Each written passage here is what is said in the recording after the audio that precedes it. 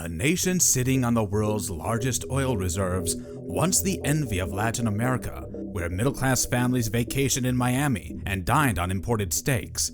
Now, fast forward to streets lined with desperate people rummaging through trash for scraps, hospitals without medicine where babies do not survive from preventable diseases, and millions fleeing on foot through jungles just to survive.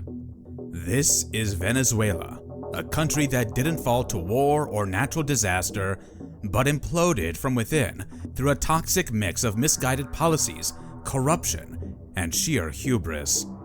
From the glittering oil boom of the 1970s to the hyperinflation hell of the 2010s, Venezuela's self-destruction is a gripping tale of riches to rags that warns the world about the perils of petrostate dependency.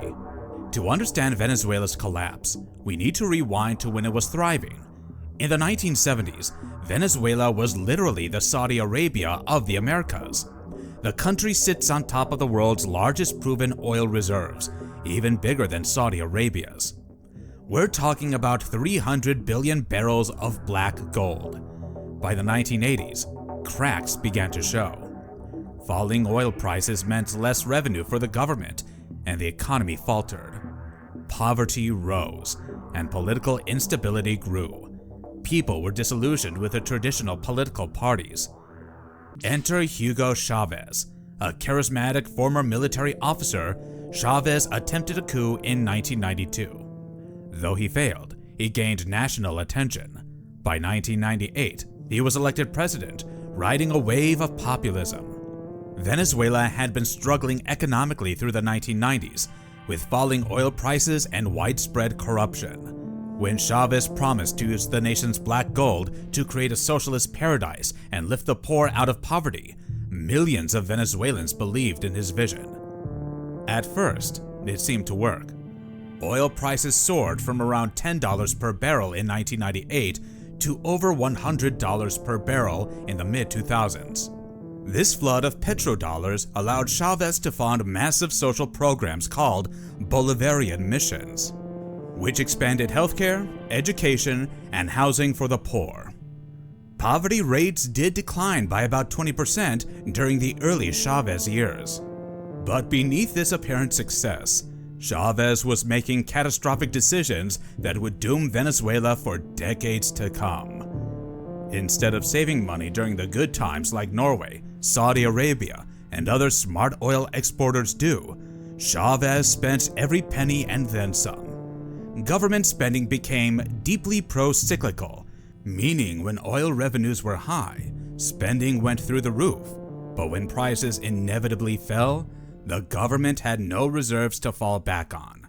Perhaps Chavez's most destructive decision was his systematic destruction of the state oil company that had been one of the few success stories among Latin American state enterprises. In 1988, before Chavez took power, PDVSA was producing 3.2 million barrels of oil per day. It was professionally managed and operated like a private multinational company, but Chavez had other plans. In 2002 to 2003, when PDVSA workers went on strike to protest his policies, Chavez fired over 18,000 experienced oil workers, nearly half the company's workforce. These weren't just any workers. They were engineers, geologists, and technicians with decades of specialized knowledge about Venezuela's complex oil fields. The result was immediate and devastating. Venezuela's oil production began a long, steady decline that continues to this day. By 2019, production had fallen to just 800,000 barrels per day, a 75% drop from pre-Chavez levels. But the problems went far deeper than just lost expertise. In 2003, Chavez introduced price controls to fight inflation. The government would decide how much everything should cost, from coffee to car parts. On paper, it sounds noble to make sure poor people can afford necessities. In reality, it was economic suicide.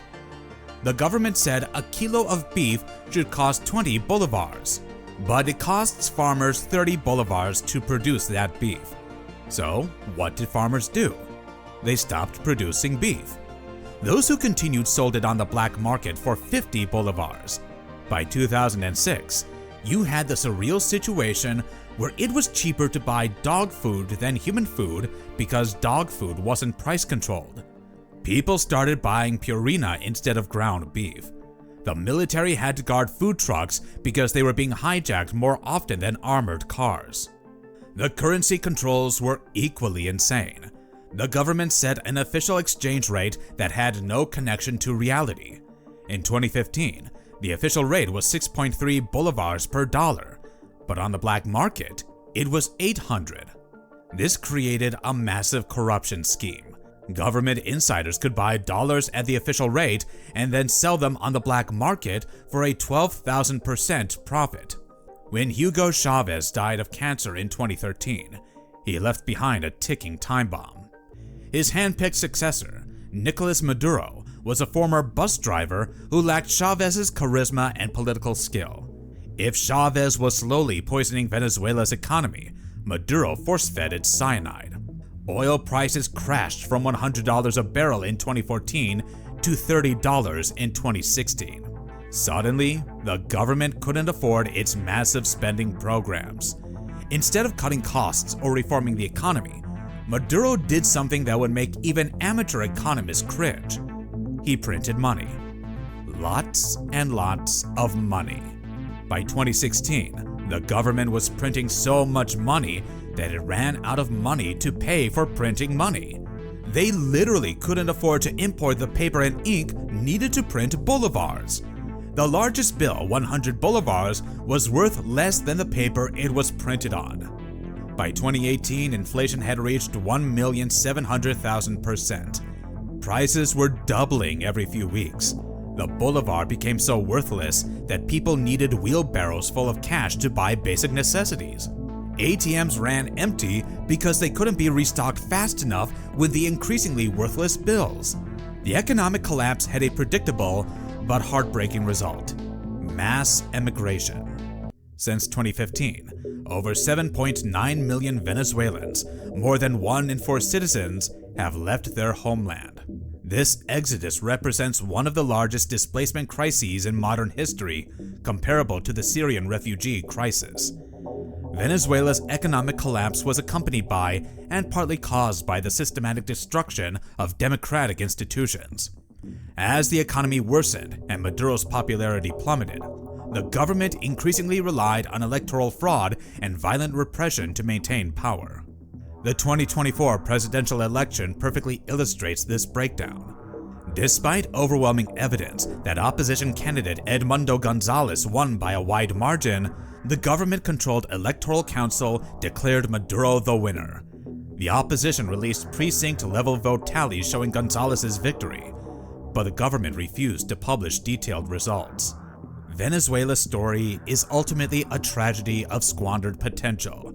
A nation blessed with the world's largest oil reserves, an educated population, and democratic traditions managed to destroy itself within 2 decades through a combination of bad policies, corruption, and communist governance. It's a reminder that prosperity is fragile, democracy is precious, and economic reality always wins in the end. Thank you for watching. If you enjoyed this video, don't forget to hit the like button and subscribe.